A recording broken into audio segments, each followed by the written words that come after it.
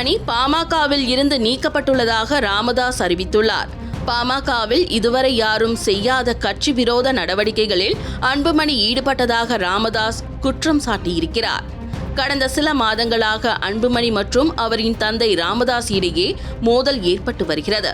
இதன் தொடர்ச்சியாக பாமகவை அன்புமணி கைப்பற்ற நினைப்பதாக குற்றம் சாட்டிய ராமதாஸ் அவரை கட்சி தலைவர் பதவியில் இருந்து நீக்கிவிட்டு தானே கட்சி தலைவர் என்றும் அறிவித்தார்.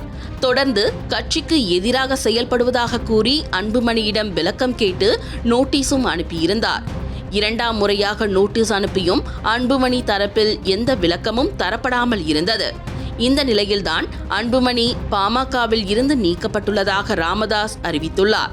விழுப்புரம் மாவட்டம் திண்டிவனம் அடுத்த தைலாபுரம் இல்லத்தில் பாமக நிறுவனர் மருத்துவர் ராமதாஸ் செய்தியாளர்களை சந்தித்தார். அப்போது பேசிய ராமதாஸ், இன்று ஒரு முக்கிய செய்தியை சொல்லப்போகிறேன். பாமகவில் 1/9/2025 தேதியிட்ட ஒழுங்கு நடவடிக்கை குழு பரிந்துரை அடிப்படையில் கட்சி தலைமையால் எடுக்கப்பட்ட முடிவு இது.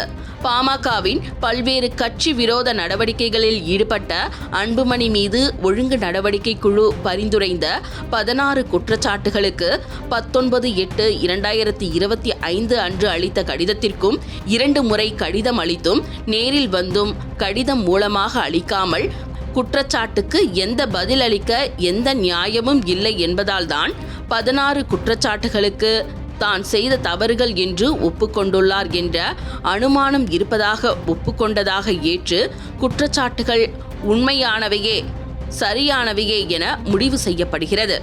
கட்சி ஆரம்பித்த நாள் முதல் தலைமைக்கு கட்டுப்படாமல் தாந்தோன்றித்தனமான செயல், அரசியல்வாதி என்ற தகுதி இல்லை என்பதால் பாமகவின் அனைத்து தரப்பு நிர்வாகிகள் மனம் புண்படும்படி செயல்பட்டது கட்சி விரோத நடவடிக்கை என முடிவு செய்து அன்புமணியை பாமகவில் செயல் தலைவர் பதவியில் இருந்து நீக்கப்படுகிறார். அன்புமணி கட்சி அடிப்படை உறுப்பினர் பொறுப்பில் இருந்தும் நீக்கப்படுகிறார்.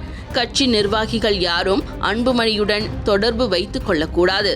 கட்சி விரோத நடவடிக்கையில் பிற்காலத்தில் எவரேனும் ஈடுபட்டால் இது போன்ற கடுமையான நடவடிக்கை எடுக்கப்படும்.